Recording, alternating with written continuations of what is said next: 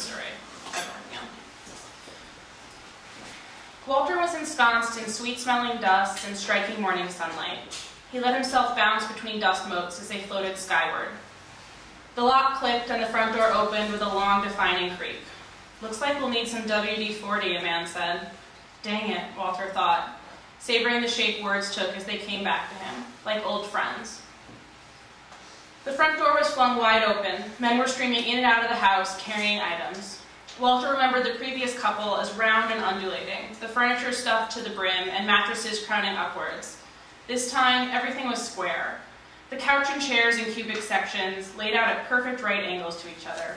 Everywhere were hard, flat screens, boxes, and corners. Even their bodies seemed less rotund, more sleek and angular.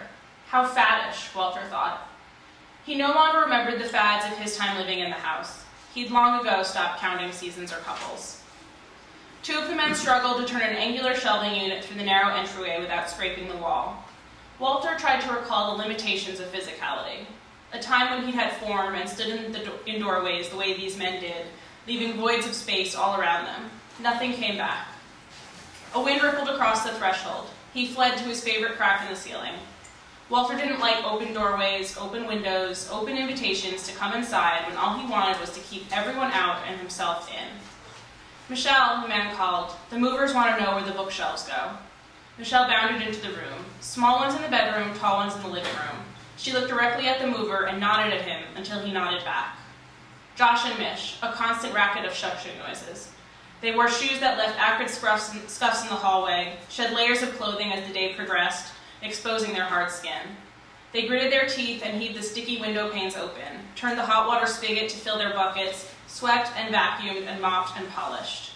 Walter fretted, Walter panicked, Walter hid in the broken doorbell in the attic. Its tinny echo hid the screams of the layers of dust being sucked up, the strata of grime being squeaked off the windows, the tarnish and the dirt being ferreted out, exiled.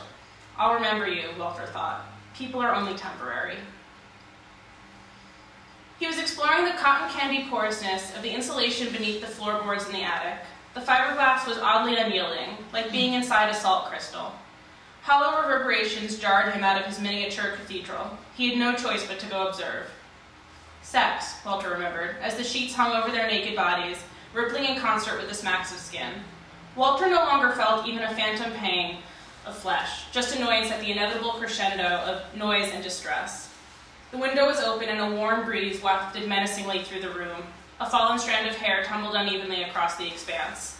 The feet of the bed chiseled, thump by thump, into the floor below. Indelible ink on someone else's belongings. The house was being reassembled under their rule. Kitchen, dining room, living room, bedroom, office. One room left vacant. The room was the one where the pockmarks of an overeager hammer had been patched, but then sank into the wall. Even layers of paint couldn't hide the slight ridges. Walter loved pushing against these ridges, nearly canyons when he wanted them to be. There was also the dust-dried postage stamp that had slid in between the shelf and the wall in the closet. The room was left to Walter, it seemed. Still, it was vacuumed top to bottom, and empty boxes were left flattened in one of its corners like heavy flags. Walter considered his options. He watched, followed, learned the treads of their shoes and the folds of their jackets. He spread himself over the leftover imprint of a duck-shaped applique in the bathtub. Michelle ran the water, and for a moment Walter was in heaven. Heat. Heat was a rarity. Rather, the contrast was a rarity. When it was summer, it seemed it had always been summer, and the house swelled and suffocated. When it was winter, it had always been winter, and the house shivered and tucked itself tighter. The cool tub overwhelmed by the hot water was brand new and familiar at the same time. "Oh, wow," Michelle said. Walter wondered how she was talking to him, but then she turned her head and called out the door, "Josh, get in here." She pointed as soon as he came in. "Do you see that?" He shook his head. "There's like, what are those things called? It's a rubber ducky, you know, so you don't slip in the tub. Do you see the outline?" She pointed again. Josh turned his head, his hair so sharp and close cut it didn't even change direction. He squinted. "I guess so. Isn't that funny? I guess someone must have scraped off the decal, but the glue stayed." "Yeah," he nodded gravely. Michelle watched him for another few seconds, but Josh's face didn't transform to mirror her elation. "Okay, you can go. I have shared my discovery." She waved him away. Walter wanted to attach himself to the metal rivets on Josh's pants. They looked smooth and intriguing. But when he followed Josh, he was usually forced to watch more destruction. The light fixtures were placed with stainless steel behemoths, layers of polyurethane and dirt stripped from the molding, dingy brass doorknobs discarded, and the fibers of wood beneath them brushed and blown away. Michelle poured some sort of soap into the tub. Walter felt the long-forgotten pressure of a sneeze. It smelled of lemon, but tasted of milk. Michelle thrust her whole hand and bristle brush into the water and began to scrub. She was trying to erase the evidence. She was trying to undo so much history. Walter hated her. He burrowed into the faucet, sensing the rust inside would not be there much longer. He embraced each droplet of water before it moved on to the sloshing beneath. Michelle liked to lean against the door jamb and stare into Walter's room.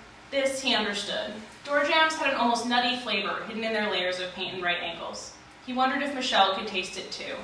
He felt the house expand and sigh, good-naturedly, making space inside. This worried him. He started simple, seeping himself into the floorboards and the water pipes, tugging and clanking and moaning in the evenings. The problem was volume. They were always listening to something. They talked and they sang, and the screens talked and sang. He focused on evenings and nights, watching the disturbed rustles of blankets and covers. Their breathing would get shallow. They'd roll over and reach out for each other, or roll over and let the tips of their backs touch. "I've been sleeping terribly since we moved," Michelle said one morning at breakfast. "It's the stress," Josh said. "Plus this house sounds like it's falling apart." "How settling." She took a sip of her coffee and looked at the walls around her. "Maybe we have rats," Josh said. "Oh, that does not help." In the exploration of the peculiar tackiness of the trap Josh laid out, almost electric in its bite, Walter was sure he'd lost several days of haunting. When he returned to their bedroom, they had plugged something into the wall. It was emitting a sort of noise. Ocean, Walter remembered, the word building and crashing like the noise of the thing itself. He lost entire nights ebbing with it, thinking about a wide expanse of sea. Salt, stinging, sunburn. Something wonderful had happened to him there, he was sure. Every morning when they shut it off, Walter would worry he'd somehow accidentally left the house. He'd rush to rediscover all of his favorite spots, cobwebs in unreachable corners, his attic doorbell, the postage stamp indent in the wall, a strand of spider silk hanging from the ceiling of the closet in his room. These were his benchmarks. When they were gone, they would have won. Thank you.